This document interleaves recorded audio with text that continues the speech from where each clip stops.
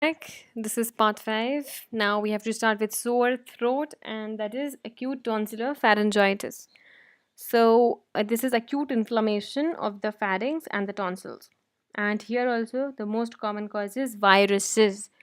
Even in common cold, it was virus. Here also, it's virus. So, what are the names of important ones? Adeno, then entero, two with E. Here, two viruses with E have been added, like enterovirus, Epstein-Barr virus. Okay. Apart from that, the common ones influenza and para-influenza. Sometimes, in few conditions, it can be measles virus and even rubella. Now, if it is bacterial cause of sore throat, then it can be Streptococcus pyogenes. That is the group A beta hemolytic streptococci are more common. And in rare conditions, mycoplasma and Candida albicans, that is fungal also is possible. So, what will be the clinical features? What will be the clinical features of this condition? Here we will find again fever, malaise, headache, nausea, sore throat. Then there will be hoarseness and cough. That means here also there will be more of a dry cough, hoarseness, nasal discharge will be there, conjunctivitis and rhinitis. Okay, so mostly it is viral. So the secretions, the nose is having a lot of discharge, the eyes are also having a discharge, conjunctivitis, rhinitis, nasal discharge, and there is hoarseness. The cough is also dry. So these are the features in case of viral, and also the onset is gradual and there is less toxemia. So this happens if it is viral, but if the sore throat is caused by streptococcal infection, there will be tender cervical lymphadenopathy. The disease will be acute in onset. There will be high grade fever, more toxemic symptoms, exudates present over the tonsillar surface, and absence of any nasal discharge or conjunctivitis. Okay, young children will not report about sore throat, so usually they refuse to feed. Okay, now what are the complications? So these were the clinical features with slight differences in case of viral and bacterial. Now, if we talk about the complications, in case of complications, it can be complicated in the acute stage by otitis media, sinusitis, and peritonsillar and retropharyngeal abscess. The infection may spread down the tracheobronchial tree and cause tracheobronchitis and pneumonia. If it is streptococcal, immune mediated conditions, for example, acute rheumatic fever and glomerulonephritis, may be seen. Okay, then. Here's some in the 8th edition. They've also written what? Okay, so throat swab culture for group A beta hemolytic streptococci is done for the definitive diagnosis, and a rapid antigen detection test for beta hemolytic streptococcus gives the result within 10 minutes and has 80 to 90% sensitivity and more than 95% specificity. Apart from that, sometimes like enzyme immunoassays are preferred.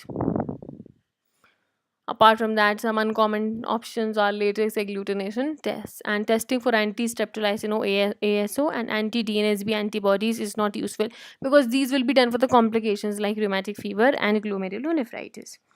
Okay, now coming to the differential diagnosis. So, what can you think? Sore throat differential diagnosis? Wait. Okay, so diagnosis there. In the 8th edition, the diagnostic points were two. One was the throat swab culture, rapid diagnostic test, and the assays, enzyme immunoassays. In the 9th edition, the diagnosis says that for group A beta hemolytic streptococci, where the means the possibility of pharyngitis due to group A beta hemolytic streptococci is considered in patient having fever, exudates in throat, tender cervical nodes, and absent nasal or conjunctival congestion. So, throat culture for group A beta hemolytic helps in definitive diagnosis. Neutrophil count is often elevated, means TLC, DLC, all that. And rapid diagnostic tests are not frequently available. Okay. So, they are saying though they are very good, but in our scenario, they are frequently not available. So, that is a line which is added in the new edition. Okay. So, rapid diagnostic test advantages and the good points about that they have been told over here that they have a good specificity, but most of the times they are not available anyhow. So, our what you say, like knowledge is complete with both the editions that they can be done, but frequently they are not available. Okay. Now, talking about the differential diagnosis, so it is herpangina. What is herp angina? It's acute febrile illness which is caused by Coxsackie virus group A. Here, apart from sore throat, patient will have dysphagia, difficulty in eating the food, and a papulovesicular rash, means a fluid-filled rash will be there. Papulovesicular rash, which is surrounded by erythema. And where this rash will be more? In the tongue, in the pharynx, and also the anterior tonsillar pillars and the soft palate. There will be congestion also in the pharynx. Okay. Then other causes. So this is number one was herpangina. The second condition is diphtheria. The second condition is diphtheria. Diphtheria is characterized by moderate grade fever, severe toxemia, sore throat, and membrane formation over the fauces or the palate. And for diphtheria, you have to go for an urgent smear examination. Next condition could be agranulocytosis. Is it mentioned agranulocytosis? It's not mentioned. Okay, so the third DD will be agranulocytosis. So in this condition, the blood test, the DLC will show neutropenia and not neutrocytosis. Okay, the fourth is it's given over here, pharyngoconjunctival fever, PCF. Okay, pharyngoconjunctival fever. It presents obviously, as the name is, fever, conjunctivitis, and pharyngitis. Cervical lymph nodes are also enlarged. It is caused by adenovirus type 3. The next condition is infectious mononucleosis. IM, infectious mononucleosis. So in this M for mononucleosis, so there are two M. One is a morbilliform rash. The second M is causing aseptic meningitis. Aseptic meningitis. So morbilliform rash, aseptic meningitis. Apart from that, two things are enlarged, like the lymph nodes are enlarged, so lymphadenopathy and hepatosplenomegaly. So lymphadenopathy, hepatosplenomegaly, and 2M as we discussed. Okay. So these were all the DDs. Now let's talk about the treatment for sore throat. There is fever. So here also it's more or less symptomatic. So for fever, you should give paracetamol. Because a person is having pain in swallowing, also dysphagia, so give soft food should be given. Okay, for example, banana, and soft food should be given. More liquid diet should be given. Then warm saline gargles should be done for elder children, older children, and for younger children, you can encourage them to sip warm tea. Okay.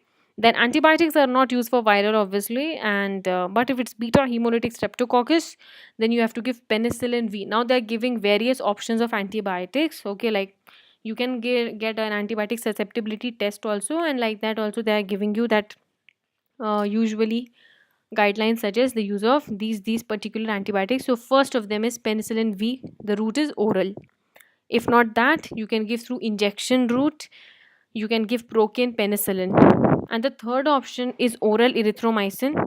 And these antibiotics should be continued for a period of 10 days. The compliance and 10-day complete therapy is very important. Other antibiotics like cotrimoxazole and fluoroquinolones are not advised. So I would like to end this here. Thanks a lot for watching.